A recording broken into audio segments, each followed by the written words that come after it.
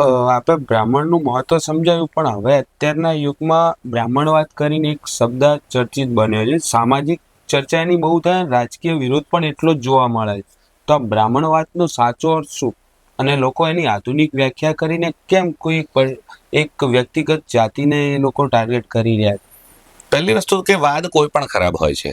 જે તમે ભાષાવાદ કરો તો સારો છે એમ, પ્રાંતવાદ કરો તો સારો છે એમ, ક્ષત્રિયવાદ કરો તો સારો છે. કોઈ પણ વાદ સારો નથી. વાદ હંમેશા નુકસાનકારક હોય, એ ગમે તે પ્રકારનો વાદ હોય તો. એટલે વાદ નથી, બ્રાહ્મણત્વની મહિમા છે, બ્રાહ્મણવાદ નથી. જે જ્યાં સુધી કોઈ બ્રાહ્મણવાદી કહેતું હોય, તો જો બ્રાહ્મણો બ્રાહ્મણવાદી હોત તો બીજા કોઈનો શાસનમાં નંબર જ ના લાગત, જે તો બીજા કોઈને તૈયાર જ ના કર્યા હોત. ઇવન જેનું નામ તમે લો છો કે આ ભારતભરમાં અત્યારે જે સંવિધાન માટે કરીને જેનું નામ લેવાય છે, કે જેની આજે જન્મ જયંતિ છે, ડોક્ટર આંબેડકર. આંબેડકર એમની જાતિ નથી, એમના ગુરુજી. એમની જાતિ તો શકપાળ છે. જી જી એક બ્રાહ્મણે પોતાની જાતિ આપી છે, એટલે એમને ભણાઈને તૈયાર કોણે કર્યા? બ્રાહ્મણોએ કર્યા છે.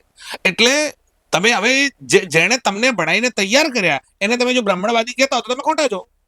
એ તો સ્પષ્ટ જ વાત છે.